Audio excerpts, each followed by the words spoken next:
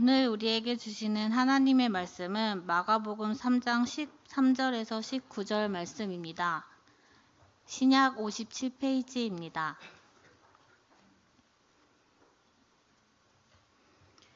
또 산에 오르사 자기가 원하는 자들을 부르시니 나아온지라. 이에 12를 세우셨으니 이는 자기와 함께 있게 하시고 또 보내사 전도도 하며 귀신을 내쫓는 권능도 가지게 하려 하심이로라. 이 12를 세우셨으니 시몬에게는 베드로란 이름을 더하셨고 또 세베대의 아들 야고보와 야고보의 형제 요한이니 이 둘에게는 보아너게 곧 우레의 아들이란 이름을 더하셨으며 또 안드레와 빌립과 바돌로메와 마테와 도마와 알페오의 아들 야고보와 및 다데오와 가나나인 시몬이며 또 가룟 유다인 이는 예수를 판 자더라. 우리 귀한 찬양과 기도와 또 말씀 봉독에 감사를 드립니다. 사순절이 이제 본격적으로 첫 번째 주로 시작이 되었습니다. 우리 성도님들 말씀 필사 열심히 하고 계십니까? 예, 늘 하나님과 가까이 지내시기를 주님의 이름으로 축복합니다. 우리에게는 감동으로 다가오는 그런 이야기는 이런 것들입니다. 열악한 환경 속에서도 그 어려움을 이겨내고 승리하는 것, 이것은 참으로 우리에게 감동으로 다가옵니다. 제일 잘하는 사람들이 모여서 1등 하는 것은 그냥 잘한다, 대단하다 정도는 이야기할 수 있지만 그런 모습은 사실은 감동으로 우리에게 다가오지는 않습니다. 하지만 부족한 사람들이 모여서 승리하는 스토리는 시대를 넘어서서 늘 우리들의 마음을 울리기도 합니다. 작년 8월 23일에 일본 사회를 놀라게 했던 한 사건이 있었습니다. 그것은 일본에 있는 한국계 고등학교인 교토국제고등학교 야구부가 우승한 이야기입니다. 야구로 일본 이 고등학교에서 전체에서 우승한다는 것은 모래사장에서 바늘을 찾는 것과 같이 상당히 힘든 일입니다. 우리나라는 고등학교 야구부가 있는 학교가 우리나라에는 한 100개 정도 있습니다. 그래도 뭐 100개 정도 있으니까 좀 많아 보이시지 않습니까? 그런데 일본은 야구부가 있는 고등학교가 한 4,000개 정도 됩니다. 그러니 그 4,000개 정도 되는 고등학교끼리 예선을 거치고 뭐 이렇게 거쳐가지고 우승을 한다는 것, 그것은 참으로 대단한 일입니다. 특별히 이번에 우승한 교토국제고등학교는 한국에서 세운 고등학교입니다. 이 학교는 1999년에 처음으로 야구부가 생겼고 그때 첫 그 선수들은 12명으로 구성이 되었습니다. 이들은 야구를 제대로 배운 적이 없었기 때문에 첫 경기에 34대 0으로 그렇게 지게 되었습니다. 아마 야구를 아시는 분들은 이 34점이라는 점수가 얼마나 큰 점수인지 다 아실 것입니다. 지금도 교토국제고등학교는 전교생이 한 160명 정도 되고 남학생은 불과 70명 정도밖에 되지 않습니다. 야구공도 제대로 없어서 기사에 보니까 이 찢어진 야구공을 이 비닐 그 테이프로 감아가지고 그렇게 운동을 했다라고 기사에 나와 있었습니다. 야구 경기장도 변변치가 않아서 실제 야구 규격보다 한 반 정도밖에 되지 않은 야구 경기장에서 그렇게 연습을 했던 것입니다. 이 학교는 특출나게 잘하는 선수가 없었습니다. 하지만은 그들은 서로 하나가 되었고 열심을 다해서 최선을 다했고 그리고 작년에 우승을 하게 되었던 것입니다. 이들이 우승하자 일본 사회가 깜짝 놀랐습니다. 교토국제고등학교 기적의 우승이다라고 하고 온 일본 한인들이 울음바다가 되었던 그런 일들이 있었습니다. 좋은 환경에서 있는 이 일본의 고등학교 야구부는 수천 개가 있지만은 이렇게 자꾸 초라한 학교에서 우승을 했으니 얼마나 놀랐겠습니까? 특별히 이 교토국제학교는 아직도 한국어 교가를 부르고 있습니다. 그 교가의 첫 구절이 동해 바다가 나오는 것입니다. 동해라는 표기를 할 수 없던 이 일본 땅, 아직도 일본에는 동해라는 표기를 쓸 수 없습니다. 그런데 이 한국계 고등학교 학생들이 일본 전체가 보는 앞에서 동해바다라는 교가, 한국 교가를 부르면서 당당하게 우승을 차지하게 됐던 것입니다. 참으로 대단한 일입니다. 25년 전 12명으로 시작한 작고 초라한 야구부, 우승한 이 스토리는 참으로 감동적입니다. 모름지기 아마 이 스토리가 나중에는 영화로 나오지 않을까 그런 생각도 해봅니다. 오늘 이 본문에는, 우리가 읽었던 이 본문에는 더 감동적인 장면이 나옵니다. 아무것도 보잘것없었던 12명의 제자들을 세워서 전 세계에 복음화로 사용하신 예수님의 모습이 나오기 때문입니다. 그 감동적인 장면이 13절에 나옵니다. 우리 같이 13절 읽어보겠습니다. 또 산에 오르사 자기가 원하는 자들을 부르시니 나온지라. 바닷가에서 사역을 하셨던 예수님이 이제 제자들을 산에 부르셨습니다. 산에 부르신 이유는 이스라엘 사람들의 생각에는 산은 하나님의 계시를 받는 곳이다라는 생각을 갖고 있었습니다. 그래서 제자들을 산에 부르신 것은 하나님의 뜻에 맞는 제자들을 불렀다라는 의미입니다. 그런데 오늘 이 13절을 자세히 보면 약간 오해되는 구절이 있습니다. 하나님의 뜻에 맞추어서 제자들을 산에 불렀다고는 하셨는데 13절 중반부에 보면 자기가 원하는 자를 부르시니라는 이 표현입니다. 꼭 자신의 입에 맞는 사람만을 골라서 자신이 원하는 사람을 제자 삼았다라는 것처럼 보이지 않습니까? 자기와 일하기 편하고 자기 스타일에 맞는 사람을 선택한 것처럼 보입니다. 우리도 사람들을 선택할 때 그렇게 선택하지 않습니까? 매우 주관적으로 자기에 맞는 사람, 자기의 스타일에 비슷한 사람을 선택하고 있지 않습니까? 어쩌면 이런 모습은 우리의 그냥 보편적인 모습일 수도 있습니다. 특별히 사람을 선택할 고난을 받은 사람들은 지극히 주관적인 선택으로 사람을 선택하곤 합니다. 예수님도 지극히 주관적으로 자신의 스타일에 맞는 사람을 선택하셨을까요? 오늘 마가복음 읽었던 3장 13절에는 이런 오해를 불러일으킬 수 있지만, 그러나 제자를 선택한 다른 본문을 살펴보면 철저하게 예수님은 자신의 개인의 기준으로 제자를 선택하지 않았음을 알 수 있습니다. 누가복음 6장에 보면 제자를 선택하는 내용이 나오는데요. 누가복음 6장 12절과 13절. 자, 우리 화면을 보시면서 함께 읽어보겠습니다. 이때에 예수께서 기도하시러 산으로 가사 밤이 새도록 하나님께 기도하시고 밝음에 그 제자들을 부르사 그 중에서 12를 택하여 사도라 칭하셨으니, 예수님은 제자들을 산에 오르게 하셔서 그리고 그 제자들을 선택하기 직전에 이제 밤새도록 무엇을 했다라고 기록하고 있습니까? 맞습니다. 기도했다라고 기록하고 있습니다. 하나님께 밤이 새도록 기도하고 난 뒤에 이제 제자들을 부르셨다라고 성경은 말씀하고 있습니다.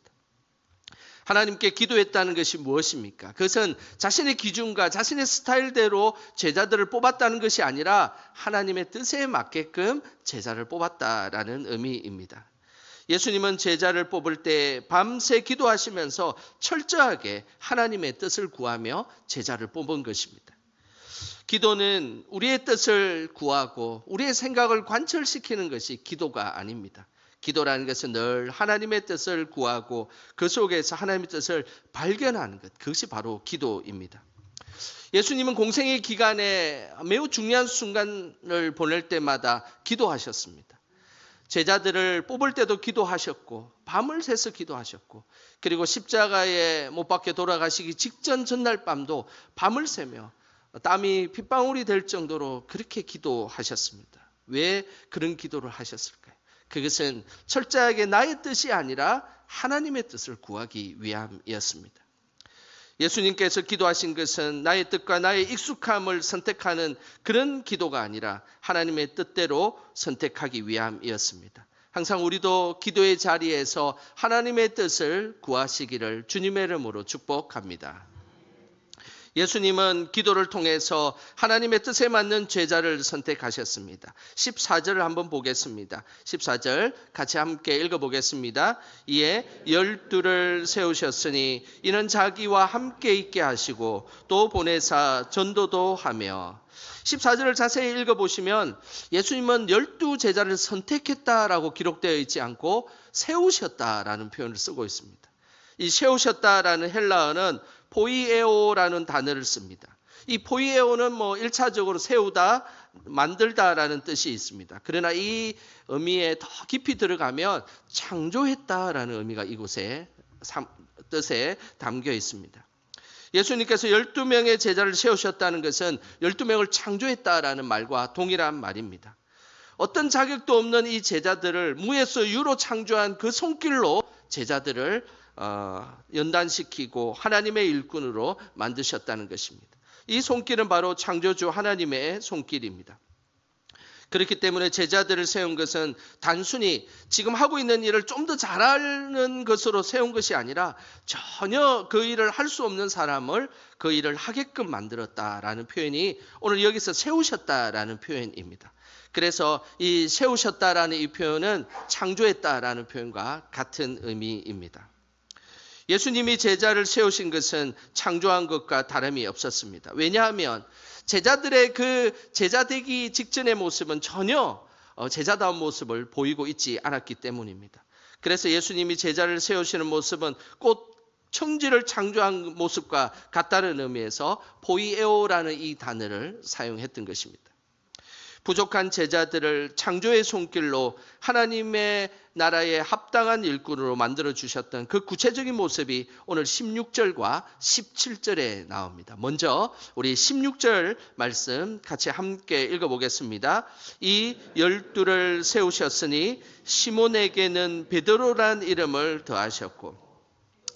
예수님은 평범한 업으로 살아가던 시몬에게 베드로라는 이름을 더하셨습니다. 베드로라는 뜻은 반석이라는 뜻입니다. 온전한 제자가 되기 전에 베드로는 매우 혈기 충만한 사람이었습니다. 언제나 성급하게 행동했고 그리고 또 말보다 행동이 앞서서 늘 문제가 일으켰던 그런 사람이었습니다. 하지만 예수님의 훈련과 연단을 통해 베드로는 흔들리지 않는 반석과 같은 믿음의 사람이 되었습니다. 마태복음 16장에 보면 예수님이 제자들에게 자신이 어떤 존재인지를 물었습니다. 그때에 아주 베드로는 기가 막힌 대답을 했습니다. 마태복음 16장 16절입니다. 시몬 베드로가 대답하여 이르되 주는 그리스도시요 살아계신 하나님의 아들이시니이다. 어부 출신이었던 베드로가 도저히 고백할 수 없었던 주님은 기름 부으신 그리스도이십니다. 그리고 살아계신 하나님의 아들이십니다라는 그 예수님을 정확하게 표현했던 베드로, 정말 놀라운 답변을 하게 되었습니다. 이 대답을 한 베드로에게 예수님은 약속하셨습니다. 마태복음 16장 18절에 그 약속이 기록되어 있습니다. 우리 같이 함께 읽어보겠습니다. 또 내가 네게 이르노니 너는 베드로라. 내가 이 반석 위에 내 교회를 세우리니 음부의 권세가 이기지 못하리라. 예수님은 베드로의 이름처럼 베드로를 초대교회의 반석으로 만들어서 초대교회 지도자로 삼아 주셨습니다. 제대로 배우지도 못하고 성격도 다혈적인 모습으로 살아가고 있던 베드로를 예수님은 닦고 훈련시키고 연단시키셔서 초대교회의 지도자로 세워주셨습니다. 분리하면 도망갔던 베드로였지만 이제 초대교회 지도자가 되어 나중에는 초대교회를 지키기 위해 거꾸로 십자가에 순교하는 사람까지 되었던 사람, 그 사람이 바로 베드로였습니다. 이것은 바로 예수님의 세움의 손길이었던 것입니다. 우리도 연약하고 부족한 모습을 보일지라도 늘 예수님 손에 세움 받기를 주님의 이름으로 축복합니다. 이렇게 예수님 손에 세움 받으면 온전한 하나님의 사람이 되는 것입니다. 오늘 본문의 17절에 보면 예수님의 세움의 손길을 받았던 또 다른 제자의 모습이 나옵니다. 17절 말씀 우리 같이 함께 읽어보겠습니다. 또 세베대의 아들 야고보와 야고보의 형제 요한이니 이 둘에게는 보아느게 곧 우레의 아들이란 이름을 더하셨으며. 예수님은 세베대의 아들들인 야고보와 요한을 세워주시면서 이들에게 더한 이름이 있습니다. 우레의 아들이다라는 이름을 더하셨습니다. 우레라는 것은 우리가 아는 천둥, 번개를 의미합니다. 우레의 아들이라는 이 이름에는 두 가지의 아주 중요한 뜻이 담겨 있습니다. 그 첫 번째 뜻은 매우 부정적인 뜻입니다. 우레의 아들이라는 이 표현은 성격이 불같다라는 그런 표현입니다. 실제로 야고보와 요한은 불같은 성격을 가지고 있었습니다. 누가복음 9장에 가면 예수님이 이제 예루살렘에 가는 길에 제자들을 사마리아에 보내는 그런 일이 있었습니다. 근데 사마리아에 제자들을 보냈는데 사마리아 사람들이 이 제자들을 받아들이지 않자 야고보와 요한이 했던 말이 있습니다. 그것은 하나님 이들을 하늘로부터 불이 확 내리게 하여 주셔서 그냥 이들을 다 불살라 다 죽였으면 좋겠습니다 라고 이야기했던 사람들이었습니다. 성격이 짐작이 가지 않습니까? 불같은 성격을 가지고 있었습니다. 우레의 아들이라는 이 표현은 또 다른 의미가 있습니다. 이번에는 긍정적인 의미입니다. 헬라 시대의 우레라는 것은 하늘의 뜻을 땅에 전하는 신의 메신저 역할을 하는 것이 우레였습니다. 그래서 로마 신화에 보면 이 제우스 신이 이 천둥 번개를 들고 이렇게 나오는 장면이 나옵니다. 그것은 신의 뜻을 전달한다라는 그런 메신저의 역할을 한다라는 의미가 담겨 있는 것이죠. 실제로 야고보와 요한은 예수님의 그 세움의 손길을 통하여서 하나님의 뜻을 전하는 정말로 메신저 역할을 이제 감당하게 되었습니다. 특별히 요한은 순교하지 않고 초대교회 성도들과 함께 지내면서 하나님의 사랑을 전했던 사도의 모습을 보였습니다. 변화된 요한은 사랑의 사도가 되었습니다. 그러면서 그는 평생 초대교회 성도들과 함께 지내면서 늘 반복해서 했던 말씀이 있었습니다. 그 말씀이 요한일서 4장 10절과 11절 말씀입니다. 우리 같이 한번 읽어보겠습니다. 사랑은 여기 있으니 우리가 하나님을 사랑한 것이 아니요 하나님이 우리를 사랑하사 우리 죄를 속하기 위하여 화목제물로 그 아들을 보내셨습니다. 사랑하는 자들아 하나님이 이같이 우리를 사랑하셨은즉 우리도 서로 사랑하는 것이 마땅하도다. 예수님의 세움의 손길을 통하여 변화되었던 요한은 불같은 성격이 사라지고 이제 그 초대교회의 노년이 되었을 때는 늘 사랑을 전하는 사도가 되었습니다. 우리가 예수님처럼 사랑하자. 그 사랑하는 것이 마땅한 일이다라고 이야기하면서 사랑의 사도로 요한은 변하게 되었던 것입니다. 우리도 평생 하나님의 사랑을 전하고 실천하는 자로 살아가시기를 주님의 이름으로 축복합니다. 만약 예수님이 성공적인 그런 세상의 목표를 갖고 제자를 세웠다면 아마 이 12제자들을 결코 세우지 아니했을 겁니다. 세상적인 성공이 목적이었다면 그 당시에 엘리트 집단이었던 제사장들을 모으고 그리고 사두개인들을 모으고 바리새인들을 모으고 그리고 당대 유명한 랍비들을 모아가지고 드림팀을 쫙 만들어서 하나님 나라의 일꾼으로 사용했지 않겠습니까? 그러나 예수님은 지극히 평범한 사람들을 창조주의 손길로 다듬고 연단시키셔서 하나님 나라의 최고의 일꾼으로 만드셨다는 것입니다.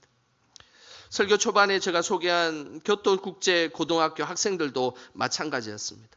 이들의 우승이 값진 것은 그때 당시에 그 중학교 졸업했던 최고의 선수들을 다 이렇게 모으고 돈으로 스카우트 해가지고 팀을 만들어서 우승했다면 그 우승은 별로 가치가 있지 않았을 것입니다. 그러나 지극히 평범한 학생들을 최고의 선수로 만들어서 그들은 우승했기 때문에 더 가치가 있고 우리에게 감동으로 다가오는 것입니다.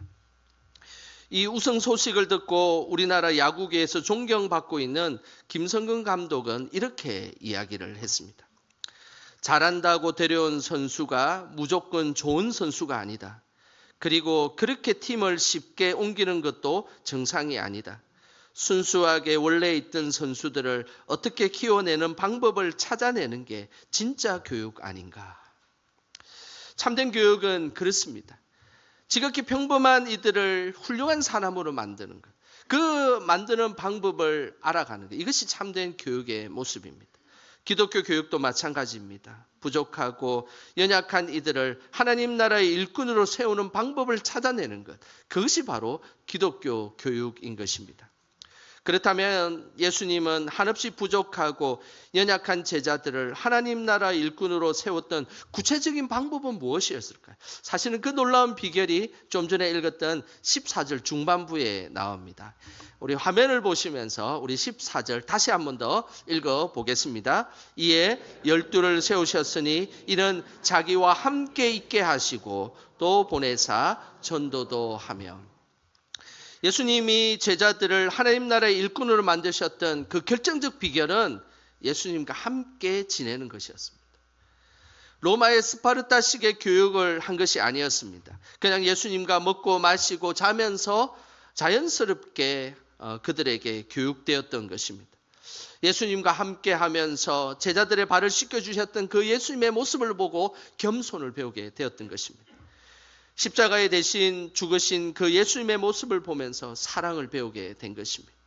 매일 기도하며 그 피곤한 가운데서도 새벽 미명에 기도의 자리를 놓치지 않는 그 예수님을 보면서 하나님의 뜻을 구한다는 것이 무엇인지 그들은 알게 되었던 것입니다. 예수님과 함께 살아가면서 이들은 제자가 된 것입니다. 그 후에 전도 활동도 하고 귀신도 쫓아내는 역사가 일어난 것입니다. 그래서 제자가 되기 위해 제일 우선되는 것은 예수님과 함께 살아가는 것입니다. 이것이 바로 제자도의 기본입니다. 우리는 어떤 일을 할 때 기술을 배우고 훈련하는 것이 우선이라 생각합니다. 그래서 성급하게 스킬과 테크닉을 배우기도 합니다. 하지만 그보다 우선되는 것은 태도를 배우는 것입니다. 예수님은 제자들에게 전도하는 기술과 귀신 쫓아내는 능력을 주시기 전에 자신과 교제하면서 참된 제자의 태도를 배우게 하신 것입니다. 우리의 믿음 생활도 마찬가지입니다. 어떤 대단한 일을 하기 전에 우리는 예수님과 친밀한 교제를 나누고 있는지 우리는 먼저 살펴보셔야 합니다. 아무리 특별한 기술을 가지고 있고 물질의 능력과 인맥을 가지고 있어도 먼저 우리가 하나님 앞에 영적인 그런 깊은 교제를 나누고 있지 않다면 그 좋은 것들이 오히려 공동체의 해가 될 수 있음을 기억하셔야 합니다. 요한계시록 3장에 보면 라오디게아 교회의 모습이 나옵니다. 라오디게아 교회는 요한계시록에 보면 부자 교회다라고 표현하고 있습니다. 부족한 것이 없고 그래서 늘 풍족하게 살았던 교회다라고 기록되어 있습니다. 그러나 예수님은 라오디게아 교회를 책망하셨습니다. 왜냐하면 그 부유함으로 인해서 예수님과 친밀한 교제가 없었기 때문입니다. 어떤 것도 예수님과 의지하려고 하지 않고 그냥 물질로만 의지하고 사람으로 의지하며 살아갔던 그 라오디게아 교회가 회복될 수 있는 방법, 그 방법은 오늘 요한계시록 3장 20절에 그 방법으로 말씀하고 계십니다. 요한계시록 3장 20절 말씀 우리 같이 함께 읽어보겠습니다. 볼지어다 내가 문 밖에 서서 두드리노니 누구든지 내 음성을 듣고 문을 열면 내가 그에게로 들어가 그와 더불어 먹고 그는 나와 더불어 먹으리라. 예수님은 물질과 힘을 사용하기 전에 먼저 예수님과 친밀한 교제를 나누는 것이 우선되어야 함을 말씀하셨습니다. 예수님의 음성을 듣고 문을 열고 그리고 예수님과 더불어 먹고 마시고 친밀한 영적 교제를 나눈 것, 그것이 우선될 때 그 부유함과 달란트가 빛나게 될 것이다 라는 것을 분명하게 말씀하셨습니다. 예수님은 오늘도 부족한 우리를 사용하셔서 하나님 나라 일꾼으로 세우시기를 원하십니다. 하지만 그 하나님 나라의 일꾼을 세움받기 전에 우리가 꼭 기억해야 될 것은 예수님과 친밀한 교제를 갖는 것입니다. 교회의 다른 어떤 활동보다 예배를 우선시하고 기도의 자리를 소중하게 여기시기를 바랍니다. 대단한 일을 하기 전에 어쩌면 사순절 기간에 우리 함께하고 있는 말씀 필사를 하면서 하나님과 더 친밀해지는 것, 이것이 하나님께서 원하시는 제자의 모습임을 우리는 꼭 기억하셔야 합니다. 그럴 때 부족한 우리를 세우셔서 꼭 필요한 곳에 사용하여 주실 것입니다.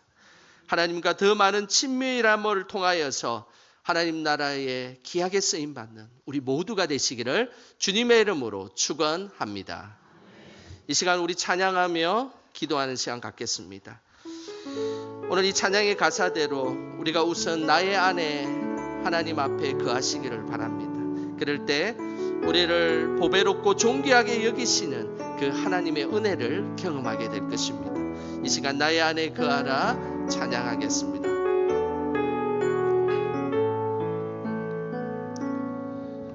나의 안에 거하라 나는 내 하나님이니 모든 환난 가운데 너를 지키는 자라 두려워하지 말라 내가 늘 도와주리니 놀라지 말라 내 손 잡아주리라 내가 너를 지명하여 불렀나니 너는 내 것이라 내 것이라 너의 하나님이라 내가 너를 보배롭고 존귀하게 여기노라 너를 사랑하는 내 영혼 내가 너를 지명하여 불렀나니 내가 너를 지명하여 불렀나니 너는 내 것이라